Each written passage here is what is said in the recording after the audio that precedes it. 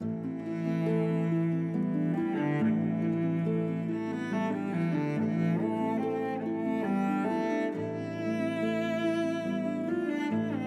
finition des mouvements, c'est un point très important dans le développement des mouvements. Par exemple, si on crée un chronographe, pour nous, c'était important de voir toutes les différentes étapes. Alors, si le client ajoute le poussoir, la fonction en marche, il peut bien voir qu'est-ce qui se passe dans le mouvement. Et bien sûr, toutes les pièces sont visibles. Alors, toutes les pièces doivent être faites de finition le plus haut niveau possible.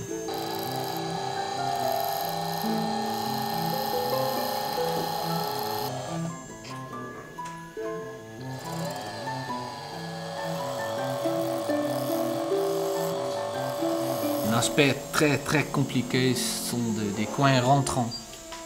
Bien pointus, bien rentrants, ça c'est le plus haut école, le niveau qu'on a. Ça c'est le challenge de faire ça dans les pièces. C'est pas donné à tout le monde ici pour faire les coins rentrants ou même les belles coins sortants, bien pointus. C'est là aussi qu'on voit, ah, c'est fait machine ou fait main.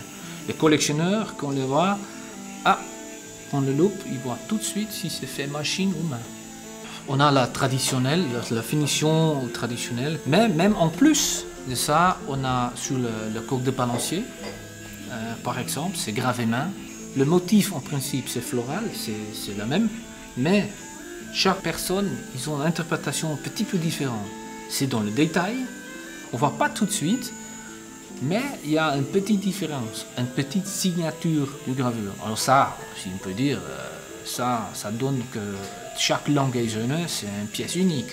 Pour nous, c'est important que la qualité, le niveau de décoration, ça, dans tout le mouvement, c'est pareil. Il n'y a pas de pièces favorisées parce que c'est côté fond, vert, saphir, on peut voir. Et par exemple, sous le cadran, que personne ne va voir. Il n'y a pas besoin d'un certain niveau, le même niveau de finition. Ça, c'est hors sujet ici. Il y a une qualité. Il y a une qualité de finition dans le mouvement, mais aussi dans notre gamme.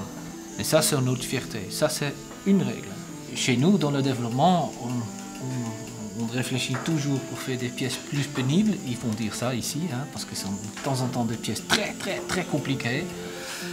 Et là, pour ça, il faut bien réfléchir de quoi faire, comment on veut réaliser ces formes spécifiques. Alors, là, ils doivent développer leurs propres outils.